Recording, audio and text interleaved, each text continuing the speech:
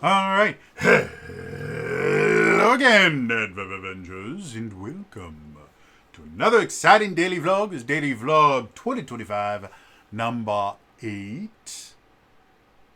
I think that's it. So, today, the audience has spoken. Uh, Released a video yesterday talking about the fact that a couple days ago, I talked about a YouTube channel that is ending being a YouTube channel, and the people that were involved in it are now looking for more traditional jobs. And the thing that blew my mind in that video was, as part of that video, going, "Hey, the video is basically, hey guys, this is the last video we're going to publish to this channel." At the end of the video, they go, "Oh, by the way, here's our merch store." Channel had existed for over 4 years. The last video that they made, they go, "Oh, by the way, here's our merch store." And it blew my mind because that's not how you run a business. Like, I can tell you why they're doing super, super poorly. It's because they put all of their eggs in one basket, and when that basket went belly up, they had nothing, and it screwed them over. And that's not a good way to run a business. Made a video yesterday asking people, hey, would you guys be interested in me giving you actual practical advice on how to turn your hobby into an actual business? And a remarkable number of people, for me, said that they'd like to see that. So that is definitely going to be a topic that we cover in my daily vlogs this year. I thought about doing the first video today, and I was getting everything ready. I'm gonna spoiler alert. The first video is going to be what you need to do before you decide to turn your hobby into a business. It's going to talk a lot about tracking your expenses and figuring out, how much it's going to cost to become a business, figuring out what operating costs are going to be, etc. And this is that, to be perfectly honest, that's probably one of the most important steps in creating a business. Is creating, in the business world, we call this a business plan. And that's what my capstone, when I got my degree, that's what I had to do for my capstone, is I had to create a complete business plan. And in the business world, the reason you create a business plan is, once you have your business plan, you go to banks and you go, hey, this is my business plan. I want money. And if your business plan sucks, you don't get any money, and you don't get to start your business, because the vast majority of people do not start businesses with their own money. It's actually a remarkably bad idea to start a business with your own money, in most cases.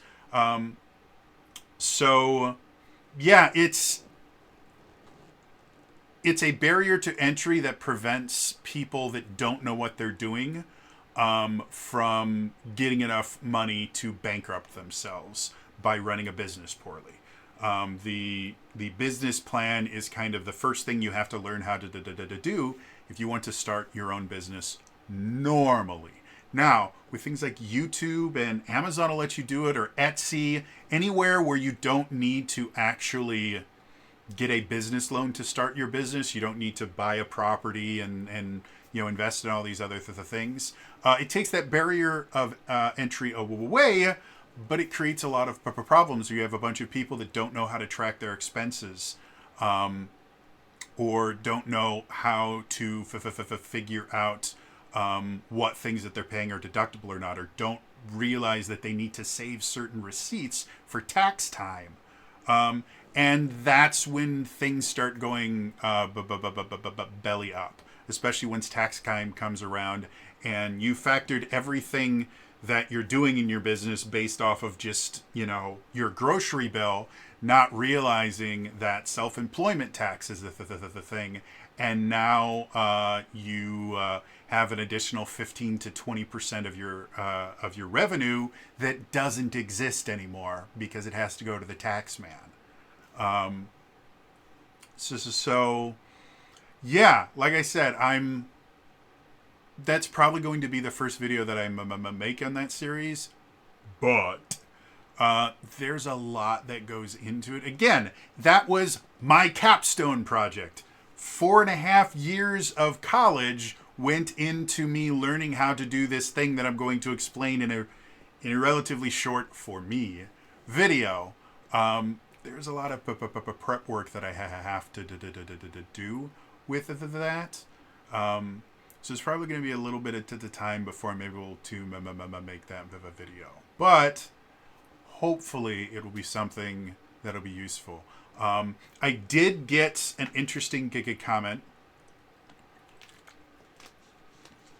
on my last video, talking about at least one of my viewers is from the UK. Hello, UK! And they mentioned that, you know, this specific stuff is going to be next to useless to them because they don't live in the US. And US tax laws are US tax laws. They don't exist in the UK. So one of the things I will be focusing on is I will talk about quote-unquote international versions of the US-based things that I'm talking about. Like, for example, an LLC. I've talked about this before. LLCs are very, very useful. It stands for Limited Liability Company, and it's basically it's the simplest form of a business that is not you. And what I mean by that is if you are collecting money for a service that you offer, like you're mowing lawns and getting paid for it, congratulations, you have a business, according to the IRS. Now, if you're only making like $600 a year mowing lawns, the IRS could not care less about you. But you do have a business, and that particular business is considered what's called a sole proprietorship by the IRS. And what that means is you are the business. You and the business are the exact same entity. If the business does something wrong, you have done something wrong. If the business gets into trouble, you are trouble, and they will take everything from you to fix that trouble. A limited liability company is exactly that. It separates you from the business. So let's say you create ceramic mugs. Like, you create ceramic mugs, you sell them on Etsy, and somebody buys one of your ceramic mugs, and unfortunately that particular mug didn't go through quality checking or something, and it actually broke as they were trying to drink boiling hot coffee. The mug fell, shattered on the floor. It sprayed them with coffee and shards of ceramic stuff, and they got like second-degree burns from it, and now they're suing you for liability. If you lose that lawsuit, the government is going to come after your business to pay any damages. In sole proprietorship, that means they're going to come after you. They can take your personal car. They can, if you have a house, they can take your house. They can take literally anything that you own. If it has enough value that they can sell it somewhere so that they can make up the money that you owe to the person that won the lawsuit, then they're going to do that, and that can leave you destitute. The limited liability company, as soon as your business runs out of funds, that's it. It's over. The business goes bankrupt. Generally, the business will dissolve, but your personal finances and income, like if you have a house, you don't have to sell the house in order to deal with that stuff. Now, significantly more complicated than that, but that's the main reason, why you would want to have a limited liability company, an LLC, because it protects you when something goes wrong. And you can run the most ethical, wonderful business in the world. Mistakes can always happen. And you just not understanding how the business world works can always happen. An extremely common the thing to happen once you start having employees is not understanding how labor laws work. Things like requiring your editor to be available 24/7 so that anytime you need to call them about something, they're required to pick up. Guess what? Being on call requires you to pay them. Yeah, a lot of people don't realize that. If you are quote unquote on call, there has to be some sort of remuneration built into that. Your boss can't just say, hey, I don't care what you're doing. Anytime I call, you're required to pick up. And anytime you are doing something for the business, like you get called on your day off, and you pick up a call and talk to your boss, answer a question about something involving the business, you actually can charge them for the 5 minutes that phone call took, and they're required by law to pay you that. A lot of people don't realize that's a thing. Another thing a lot of people don't realize, people can't just volunteer time for you. They can't just say, "Oh, don't worry, I'm not going to log these hours because it was my fault that the edit is late," or something like that. Nope, completely 100% illegal. It's a violation of labor law practices and can not only get you massive, massive fines, but they will also require you to pay every minute back to that employee with damages. So one of the big things that will sink a lot of people is just not understanding how labor law works and the things like that. Accidentally violating labor law simply because you didn't understand it, and then having a massive lawsuit get filed against you. That's where, again, the LLC becomes useful. But LLCs are an exclusively U.S. based thing. So what does someone in the UKK do?